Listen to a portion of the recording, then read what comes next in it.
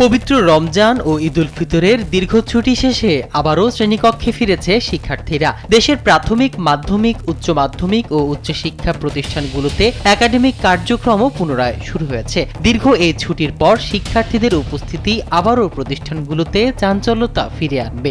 তবে ছুটি পরবর্তীতে এই প্রতিষ্ঠানগুলো সুশৃঙ্খল ও স্বাস্থ্যসম্মত রাখতে শিক্ষা মন্ত্রণালয় বেশ কিছু গুরুত্বপূর্ণ নির্দেশনা প্রদান করেছে।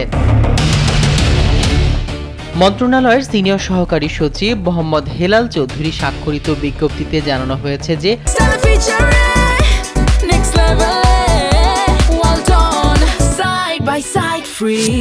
প্রতিষ্ঠান খোলার আগেই ক্যাম্পাস ও শ্রেণীকক্ষ সম্পূর্ণ পরিষ্কার করতে হবে।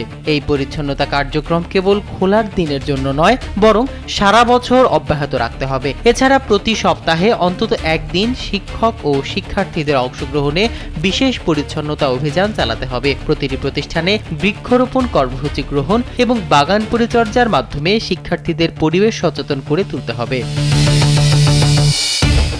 বিদ্যুৎ ও জ্বালানি সাশ্রয়ের লক্ষ্যে সরকার গত ৯ মার্চ থেকে দেশের সকল বিশ্ববিদ্যালয় সাময়িকভাবে বন্ধ রাখার সিদ্ধান্ত নিয়েছিল। সেই বিশেষ পরিস্থিতির পর আজ থেকে ঢাকা বিশ্ববিদ্যালয় সহ সকল সরকারি বেসরকারি বিশ্ববিদ্যালয়ে ক্লাস ও পরীক্ষা স্বাভাবিক গতিতে শুরু হয়েছে। দীর্ঘ ছুটির কারণে শিক্ষার্থীদের পড়াশোনায় যে ঘাটতি তৈরি হয়েছে তা পুষিয়ে নিতে প্রাথমিক শিক্ষা অধিদপ্তর বিশেষ পরিকল্পনা গ্রহণ করেছে। রমজান ও ঈদের ছুটিতে পড়াশোনার যে ঘাটতি রয়েছে তা কাটিয়ে উঠতে আগামী ৪ এপ্রিল থেকে পরবর্তী ১০টি শনিবার দেশের সকল সরকারি প্রাথমিক বিদ্যালয় খোলা রাখার সিদ্ধান্ত হয়েছে।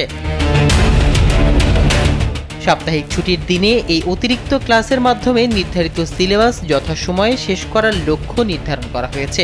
মূলত শিক্ষার্থীদের পড়াশোনার ধারাবাহিকতা রক্ষা এবং নির্ধারিত সিলেবাস যথাক্রমে শেষ করতেই শিক্ষা বিভাগ এই অতিরিক্ত ক্লাসের পরিকল্পনা বাস্তবায়ন করছে। মাহমুদুর রহমান সিয়াম, কালবেলা।